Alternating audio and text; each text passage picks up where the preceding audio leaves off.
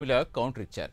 సొంత చెల్లి అని చూడకుండా సీఎం హోదాలో తాను కట్టుకున్న చీరను గురించి మాట్లాడడం ఆయన దిగజారుడుతనానికి నిదర్శనమని ఆమె మండిపడ్డారు. పసుపు చీర ఏ పార్టీకో పేటెంట్ కాదని మండిపడ్డారు. సీబీఐ కేసులకు భయపడి ప్రధాని మోదీ ముందు మోకరిల్లే జగన్ మోదీకి దత్తపుత్రుడని ఎద్దేవా చేశారు. నిత్యం అవినాష్ని కాపాడుకోవాలని చూసే జగన్ మోదీకి వారసుడు కాదా అని ప్రశ్నించారు. మోదీ వారసునిగా మాట్లాడే జగన్ దివంగత నేత వారసత్వం గురించి మాట్లాడడం హాస్యాస్పదమని తెలిపారు. ఇక అవినాష్ రెడ్డి అమాయకుడని తాను నమ్ముతున్నానని అందుకే టికెట్ ఇచ్చానని జగన్ చెబుతున్నారని, నిజంగా ఆయన అమాయకుడే అయితే వివేకానంద రెడ్డి హత్యలో ప్రధాన నిందితుడిని సీబీఐ ఎందుకు చెప్పిందో ఆలోచించాలని ప్రశ్నించారు. నిందితులను వెనకేసుకొస్తున్న ప్రభుత్వాన్ని ప్రజలంతా తిప్పికొట్టాలని పిలుపునిచ్చారు.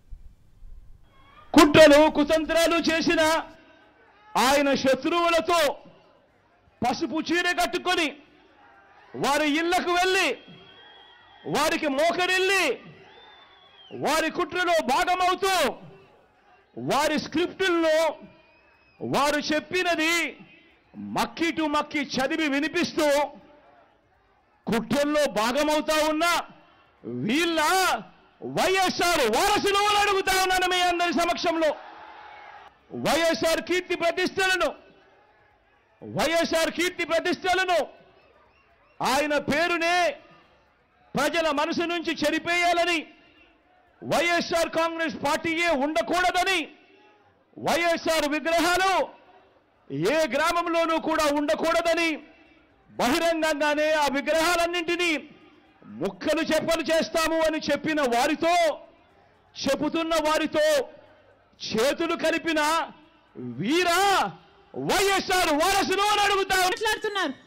ఇలా బహిరంగ సభ పెట్టి వేల కొద్ది మగవాళ్ళు ఉన్నారు ఆ సభలో మాట్లాడుతున్నది సొంత చెల్లెల గురించి అని కూడా ఇంగితం లేకుండా నేను వేసుకున్న నా ఒంటి మీద ఉన్న బట్టల గురించి జగన్మోహన్ రెడ్డి గారు ప్రస్తావించారు అంటే ఎంత దిగజారుడు రాజకీయాలు చేస్తున్నారు వీళ్ళు.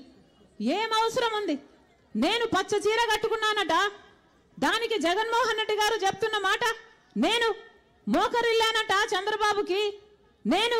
చంద్రబాబుకు మోకరిల్లి ఆయన ఇచ్చిన స్క్రిప్టు మక్కీ బట్టి నేను మాట్లాడుతున్నానట. ఏం మాట్లాడుతున్నారు? పచ్చ చీర కట్టుకుంటే తప్పేముంది అని అడుగుతున్నాం. పచ్చ కలర్ ఏమైనా చంద్రబాబు గారు కొనుక్కున్నారా? కొనుక్కున్నారా? ఎంత కొనుక్కున్నారు?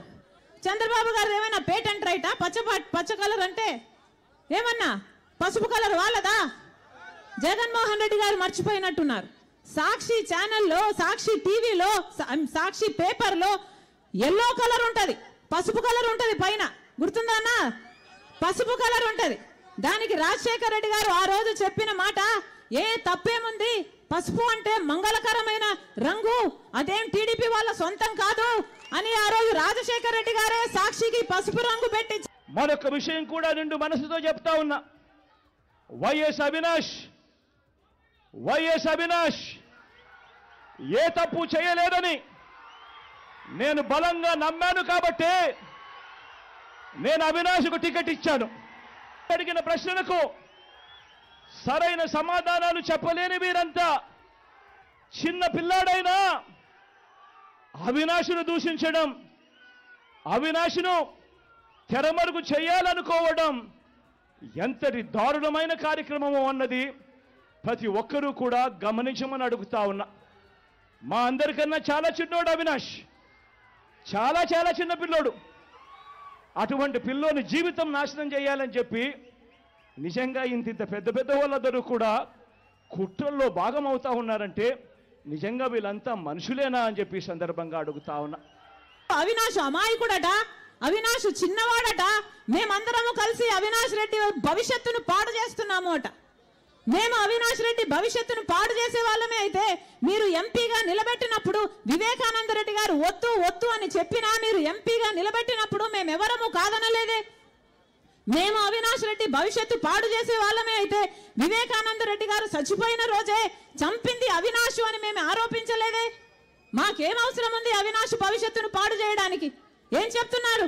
జగన్మోహన్ రెడ్డి గారు బహిరంగంగానే ఈరోజు చెప్తున్న మాట అవినాష్ అమాయకుడు అని నేను నమ్ముతున్నానట, అందుకే ఎంపీ టికెట్ ఇచ్చాను అట. ఎందుకు నమ్ముతున్నారన్నా జగనన్న గారు అంత గుడ్డిగా అని అడుగుతున్నాం. మీకు దేవుడు ఇంగితం ఇయ్యలేదా?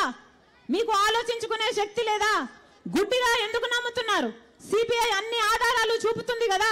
చంపిన వాళ్ళు, చంపించిన అవినాష్ గారు ఇద్దరు గూగుల్ టేక్అవుట్స్ లో వాళ్ళ లొకేషన్ మ్యాచ్ అవుతుంది అని చెప్తున్నారు కదా. మరి ఎందుకు నమ్మటం లేదు? అవినాష్ గారు చంపిన వాళ్ళు లావాదేవీలు జరిగాయి, డబ్బు ట్రాన్సాక్షన్ జరిగింది, అడ్వాన్స్ తీసుకున్నారు అని సిబిఐ సాక్ష్యాలు చూపుతున్నా కూడా మీరు గుడ్డిగా ఎందుకు నమ్ముతున్నారు? వైఎస్ఆర్ వారసులమని మీ ముందుకు వస్తా ఉన్నారు. వారి కుట్రలో భాగంగా నేను అడుగుతా ఉన్నా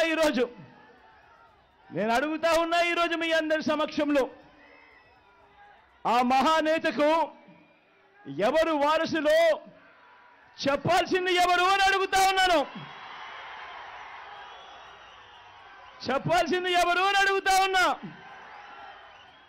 ప్రజలు కాదా అని అడుగుతా ఉన్నాను.